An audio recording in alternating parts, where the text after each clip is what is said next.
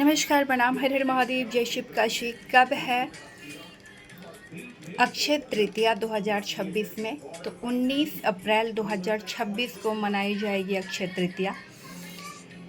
शुभ मुहूर्त सुबह का 10:49 से चालू हो जाएगा और 20 अप्रैल 2026 को समाप्त होगा 7:27 पर। अक्षय तृतीया का जो शुभ मुहूर्त रहेगा पूजा का, वो 10:49 से लेकर 12:20 तक रहेगा। अब हम जानेंगे कि अक्षय तृतीया पर आप कौन सा उपाय कर सकते हैं जिससे धन धान्य की कमी कभी ना हो। तो सबसे पहले हम जानेंगे कि आपको श्री विष्णु सहस्त्र नाम का पाठ करना चाहिए और कनकधारा स्रोतम का। इस दिन माँ लक्ष्मी जी का और विष्णु जी का विशेष पूजन करना चाहिए और उन्हें सफ़ेद मिठाई और 4 मुखी दीपक प्रज्वलित करना चाहिए, ठीक है।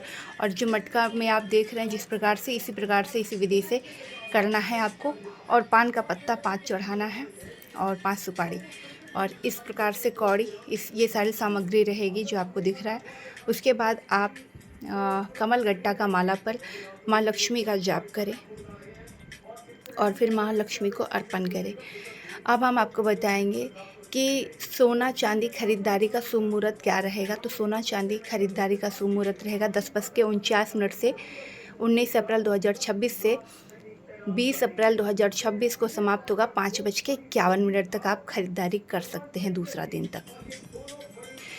अब मैं आपको एक उपाय बताऊंगी जिसको करने से कभी भी धन्य धान्य की कमी नहीं रहेगी। जब आप विष्णु जी को बुलाते हैं तो माँ लक्ष्मी स्वयं चली आती है। तो इस दिन पूजा में आपको तुलसी का पत्ता पहले से ही तोड़ कर रखना है और अर्पित करना है। और विधि विधान से जब आप पूजा करेंगे माँ लक्ष्मी और विष्णु जी का, तो वो आपके घर में पधारेंगी माँ लक्ष्मी और कभी भी धन्य धान्य की कमी आपके घर में नहीं होने देगी माँ लक्ष्मी।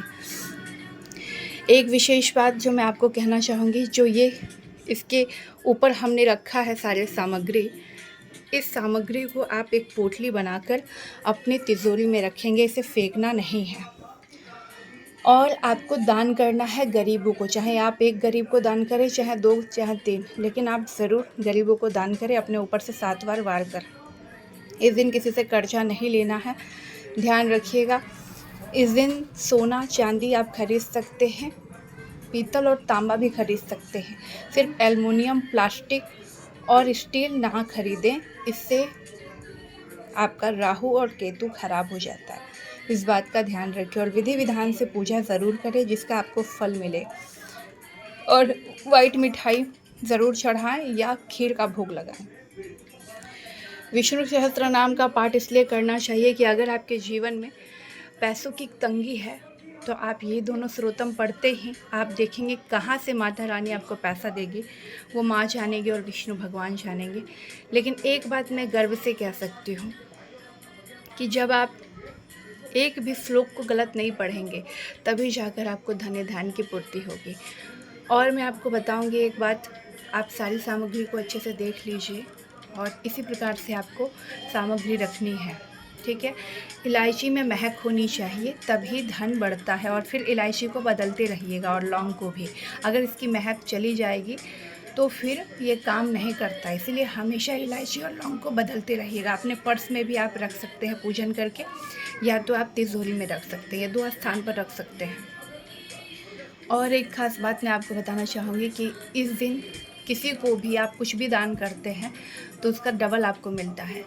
अक्षय तृतीया का मतलब है कुछ भी अक्षय आपके जीवन में फल मिलेगा जो आप जैसा कर्म करेंगे इस दिन।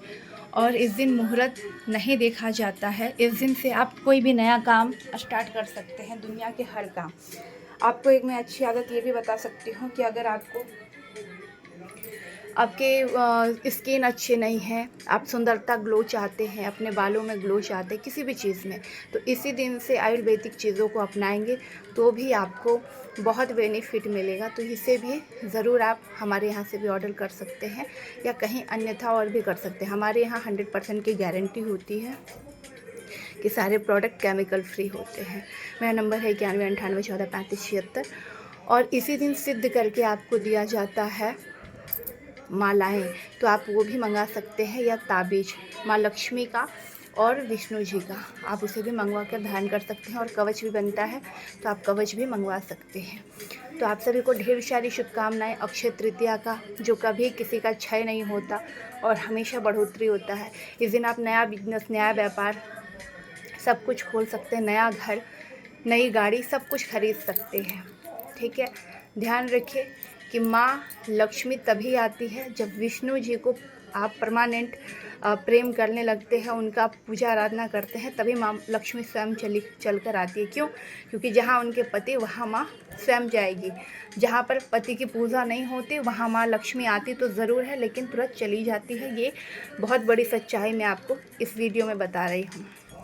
तो माँ लक्ष्मी की पूजा ज़रूरी है और विष्णु भगवान की भी पूजा ज़रूरी है। हैप्पी अक्षय तृतीया मेरी तरफ से आप सभी को ढेर सारी शुभकामनाएं। मैं ज्योतिषाचार्य तमन्ना कुमारी आप सभी लोगों से बस विदा लेती हूँ। और यह वीडियो बनाने का मेरा बस इतना उद्देश्य है कि आप तक सही नॉलेज और सही जानकारी प्राप्त हो।